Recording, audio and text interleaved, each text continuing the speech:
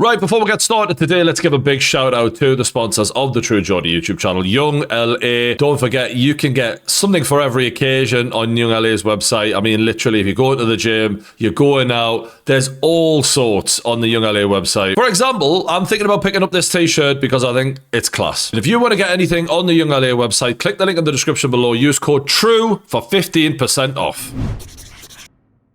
All right, UFC 330, Makhachev versus Machado Garry. Not a lot of hype for this, considering this is like the first Irish guy to get a title shot since Conor McGregor. Like, you'd have thought there'd have been a lot more buzz for it, and I guess it's just because Garry just hasn't connected. But to be honest, I actually kind of wanted him to win this. Like, for all he's weird and a little bit annoying, he is a character, and I need characters to give a fuck. Like, make me think something, feel something. Makhachev, I admire his greatness, but it's like Khabib had so much more aura than him and was so much more of a presence. As great as Makhachev is, doesn't really do much for me. I don't know why. And when you think about what Makhachev has actually done in his career, that, you know, the achievements he's got, for me to feel like he's like a diet Khabib, it's so unfair. But I can't help it. It's the way it feels. Like, Khabib just had final boss energy. I don't know how else to put it. And I was interested in this fight because I wanted to know if I would be proven right about Ian Garry. I had a conversation with a mate of mine. Shout out Believe in Bruce for those who remember him. And I just said, I don't know if Ian Garry has it in there mentally. Like, I completely believe in his skill. Very skillful fighter. But when you're a defensive fighter like Ian Garry is, you just get used to not taking, you know, too many risks, and you're always very conscious of taking too much damage so that you fight in a certain way that enables you to beat all these guys on the way to the title. But consistently, whether it's boxing or MMA, when I watch these fighters, when they finally get that title shot, they can't flick the switch. And they think they're going to. They're like, now it's my title shot. Now I'm really going to go for it. They never do. And the issue is especially in the eyes of the judges, to take the belt off of a champion, you can't just edge it as the challenger. You really have, and it's not fair, but you really have to prove you are the better man if you haven't got that knockout power, which Ian Garry doesn't really. And of course, when you're finally fighting the champion, he's better than all of the guys you've been fighting before. So the ones who you weren't taking risks against weren't even as good as him. Now you're going to take loads of risks when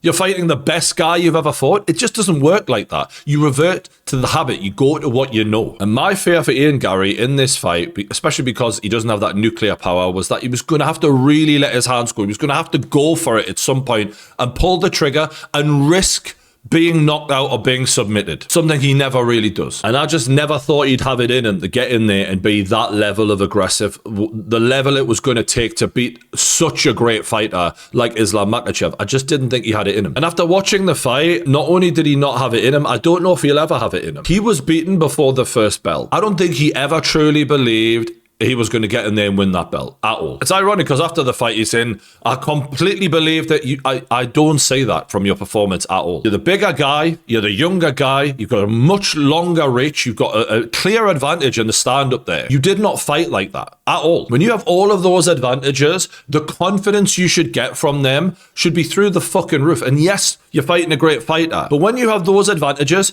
I expect you to throw more than one punch at a time. And for the vast majority of that fight, it was single shots. He never followed up and really went for it at any point. And I don't get that, you know, because I look at Ian Garry, I think clearly a very skilled lad. This isn't like a hate on Ian Garry video. I'm admiring the skill. The skill is not in question. At 28 years old, he has a hell of a lot of skill. And maybe this has just come too soon for him, and maybe he will get there eventually, and this is something that will come to him. I don't know. But I will never understand why fighters, and I'm not a fighter, so maybe that's why, but when you've worked so long for so hard and done all of those hours in the gym, and you're finally in that center spot inside that cage, looking at that opponent with greatness there to just fucking reach out and grab it. And the key thing you have to do in order to get there is to be willing to lose in spectacular fashion, because that's how bad you have to want it. You have to be willing to be humiliated. And if you're not, then you don't deserve the greatest prize. You don't deserve that yet. Not until you're willing to lose everything in that moment and get smashed to bits. Because that's the difference for me between champions and people who never ever make it. And at 28 years old, I'm sure he can still make it. That's not what I'm saying here. But I really think a switch needs to be flicked inside the mind of Ian Garry, because like he was just too fucking happy to be there. He was too respectful. Respect's great in MMA, but you're very clearly capable of being disrespectful. I've seen enough of his interviews. Respect's for after the fight. That man has what you want. Go and fucking take it. I just don't think that really was his frame of mind at all. It was more like he was so satisfied with being able to say, I went in there with a pound for pound number one, and I showed that I belonged in there. We already knew you belonged in there. Everyone knew that. That was never the question in this fight. And I just don't think he was devastated enough. He was angry with himself enough for not going after it and risking everything there. And by the way, I'm not saying Islam Makhachev doesn't deserve criticism. We'll get to him. But I just mean as the challenger, especially as a lad with all these advantages, as much as this is what I expected, I was hoping he was going to prove me wrong and that we were going to get a story there. We haven't got a story now. Aside from Islam winning 17 in a fucking row, beating Anderson Silva's record, which is amazing. But let's take a quick look at the highlights. I'll let you know what I made of it. There was a lot of Ian just standing right in front of him with his trying to have his lead hand out. Not enough footwork, not enough making it difficult to get the takedown here for Islam Makhachev. There was a lot of this in round one, very dull. Islam holding him up against the cage. This is why I don't really want to watch Islam Makhachev at this weight class, because he is undersized here. I give him credit for that. He does things that are a bit desperate and they're enough to get the job done, but they're not visually fucking entertaining, are they? I'd much rather see him at 155, take more risks. All right, round two, and look, Ian is, he throws a little bit here, but it's single shots. There was no conviction by a single punch he threw in the second round, which, considering you lost the first, you should be throwing your hands with some fucking venom and some decent kicks, but go for fucking punches, mate. Jesus, you got a 4-inch reach. And Islam with the Muay Thai clinch. To be fair to Ian, I thought he handled this well at the start with the body shots here. Not a bad idea, but obviously when they separate here, Islam with a genius right hand, left head kick combination sends Garry fucking reeling. And to be fair, Garry took it well, but when the kick landed, basically it landed with the toes, the end of the foot of Islam Makhachev. If that shin had connected on the jaw, that would have been the fucking fight over. And this is basically how the end of the second round was, just Islam in control after getting the knockdown. Easy round for him. Round three really pissed me off, right? You can see we're at 2 minutes in roughly here before we actually even start seeing any strikes. Ian Garry at 2 rounds down, spent the first 2 minutes of the third round. He barely threw a fucking strike. What the fuck's going through his head? I don't, this is what we're talking about, elite mentality, championship mentality. Like, at that point, panic stations, I need to fucking claw this back and I need to make a statement. And I think the thing that never goes through Ian Garry's head, is I want to hurt you and damage you. He fights so much like a point fighter. He wants to land a single strike, get out, and make sure he doesn't receive any damage. But like, you're 2 rounds down, mate. You need to take a fucking bit of steam out of Islam's engine and fucking put a dent in him and change the direction of this fight. And he just wasn't fighting like that at all. And again, with all the advantages he has in that stand-up department, not throwing a fucking strike after you've lost 2 rounds in the first 2 minutes of the third round, it blew me mind. I get he's a defensive fighter. This is the fucking UFC title now, man. You're not going to get that level of title by trying to eke out a fucking close, you've got to risk it at some point. And again, Garry stood right in front of him, leg right out there for the take-in. Islam takes it with the trip against the cage, beautiful, and it gets him in control. Now, this was good from Ian. The reverse there, climbing on his back, getting him up and putting a bit of pressure on him. And we could see at this point for sure, Islam Makhachev fighting the younger, bigger guy. He was looking a bit tired. He didn't look the same as what we normally see him. I think he was there for the take, and I think that's why I'm more annoyed at Ian Garry here, because this fight was really there for the taking for him, in my opinion. At least he could have done more.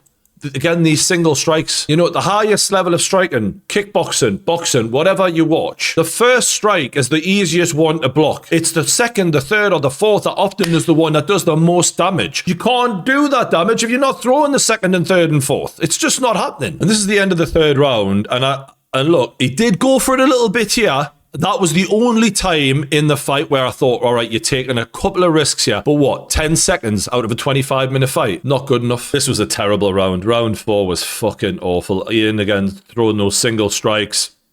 gets the takedown, Islam.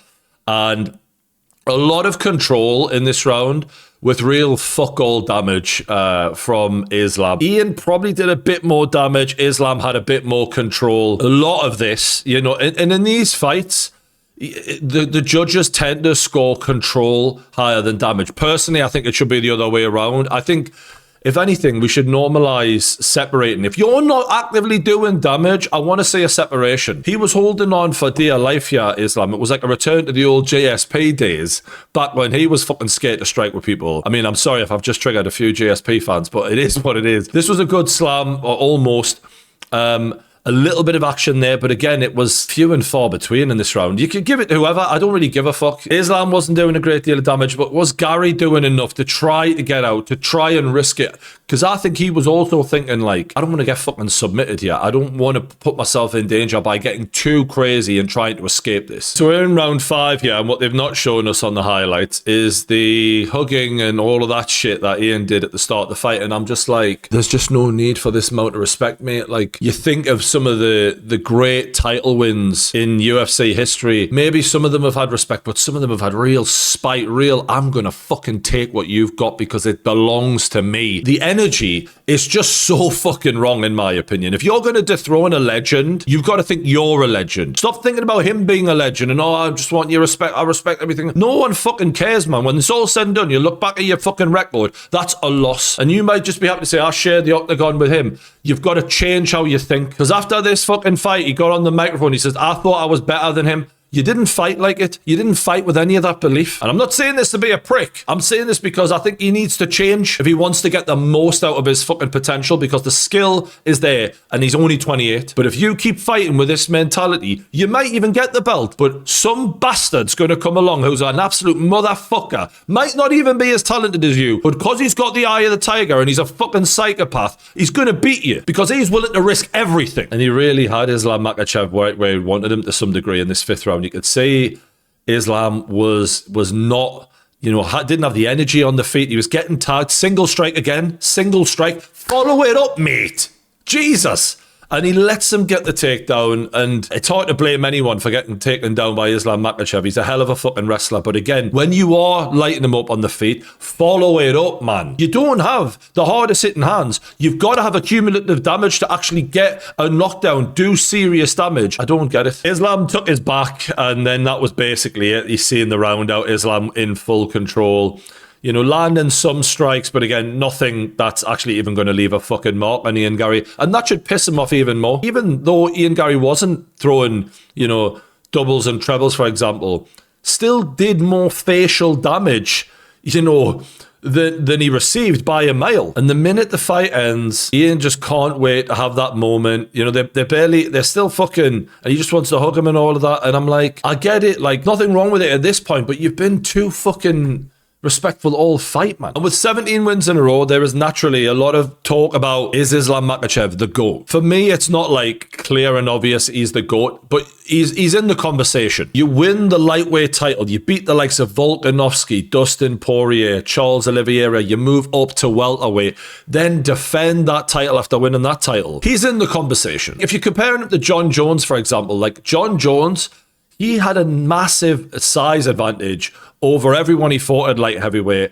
and many of them shouldn't have even been at light heavyweight. There's always like a sense of like, for the size of him, he should have been at heavyweight a lot longer and done a lot more in that weight class, in my opinion. But then the names on that resume are very impressive. Whereas for Makhachev, he is a genuine lightweight, in my opinion. For him to be at welterweight, fighting guys so much bigger than him and still beating them, I think that's probably more impressive than anything John Jones has done for me in terms of that just single achievement. Like, when he moved up to heavyweight, he was 265. He was still fucking massive. He's never beaten a guy with a size advantage on him, ever. So I find the Makhachev achievement really impressive. But there are fighters who I just have been more impressed by in terms of on the eye, what I'm watching. They haven't won as many as Makhachev. They haven't been as dominant as him necessarily. They've lost more fights, etc. But they've amazed me more in terms of what I'm watching in the cage. Whereas for Makhachev, I'm more impressed by his championship mentality, the thing I'm criticizing Ian Garry for. He's got it in spades.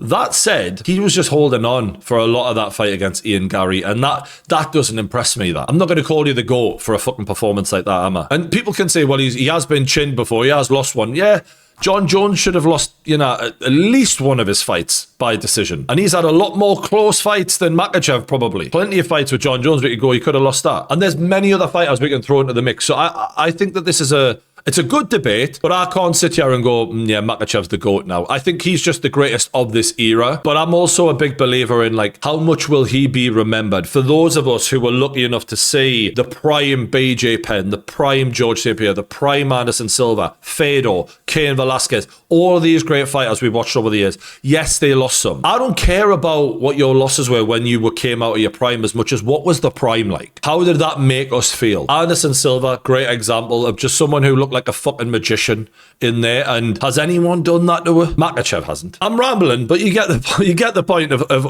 how I view MMA. I don't care as much about the losses as much as other people do. But let me know what your thoughts are in the comments below. Was I harsh on Ian Garry? I'm not saying he can never be a champion, but I want to see more from him moving forward, and I want him to learn from this if he is ever going to get to that elite level. And what's your take on the GOAT debate? Let us know in the comments below. Hit the like button, subscribe to the Pain Game. I'll see you on the next one.